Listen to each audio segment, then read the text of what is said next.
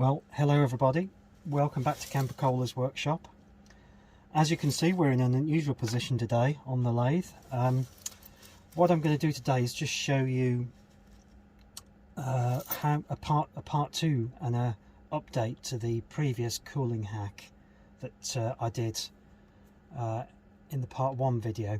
I had some comments from Jigsol regarding another hack that a guy called Retro Steam Tech had done in his video, which I'll put the link for in the description.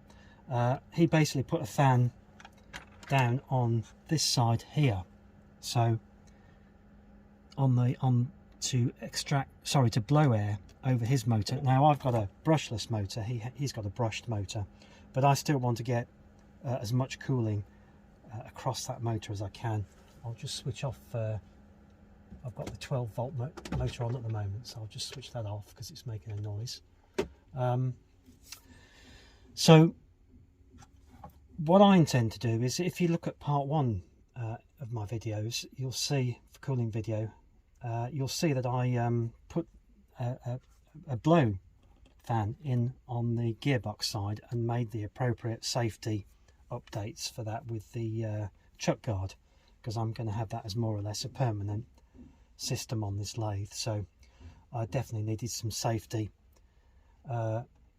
features because of that, you know, just to keep my hands away from the gears, and also in case any magnets flew out from the pickup magnets, which are also documented previously.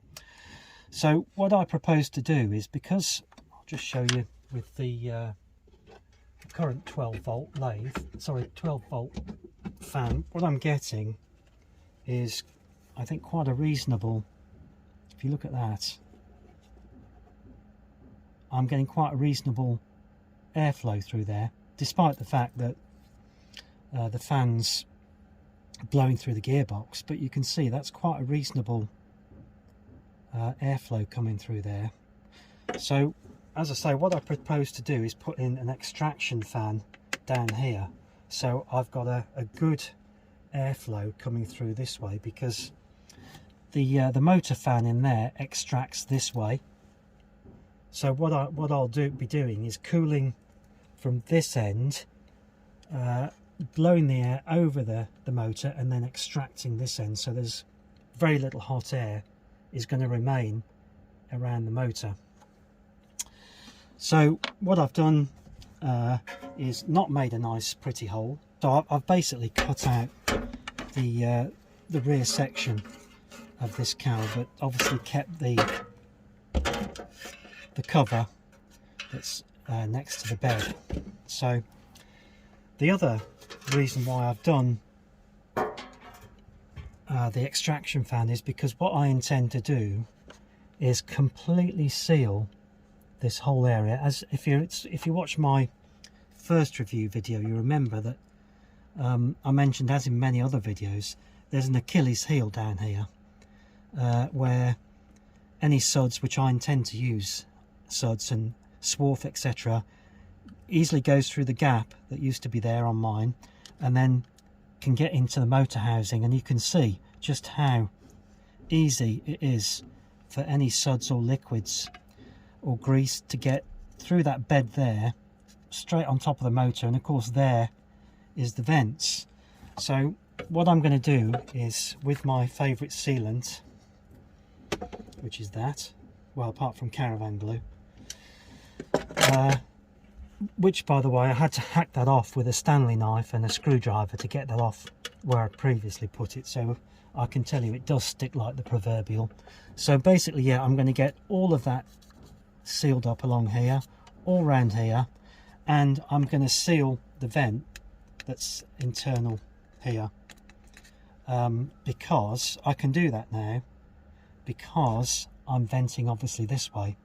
So I'm going to completely seal the lathe from the motor on this side.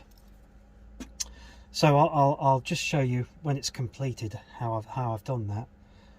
But yeah, so that's my plan, is to get a through flow of air rather than just from one side blowing, I'm going to do a full extraction, which I think will definitely improve the cooling of the motor. So basically I've just got two 12-volt fans on here now, which I may or may not link to the same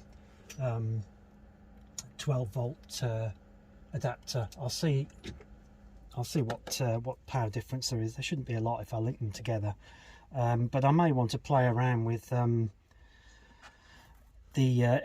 speed of the extractor fan, but I don't think it's going to make a great deal of difference. So anyway, once I've set this all up, I'll come back to you and we can have a look and see it functioning. Okay, welcome back. As you can see, some things have changed on the lathe.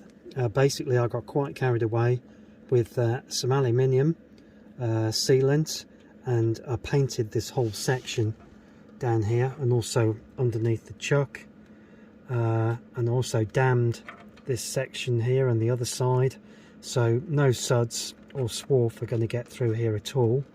And also, of course, now that's all sealed up here on this side.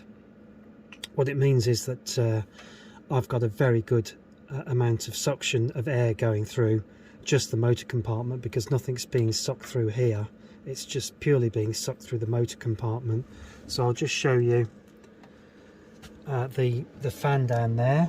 So what I did there was just basically sealed that right in up against the hole I made earlier with aluminium tape. So that's now a sealed extraction system, and I went a bit overboard here, but basically just sealed up everything to stop anything getting in.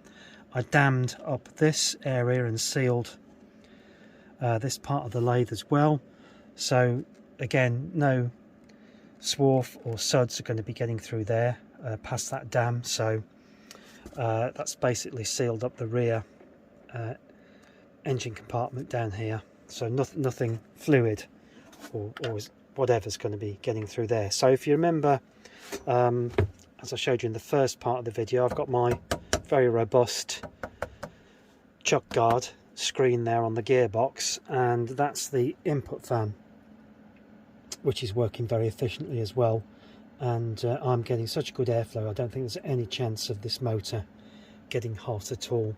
In fact, there's air coming out of everywhere, a lot of air coming out of there everywhere. Okay, so I'm quite happy with that. I'm now finished with my air cooling technique and system. That's it for now. Okay, so I hope you enjoyed the video. If you did, hit the like button, and if you want to see more videos, please subscribe. Thanks for watching.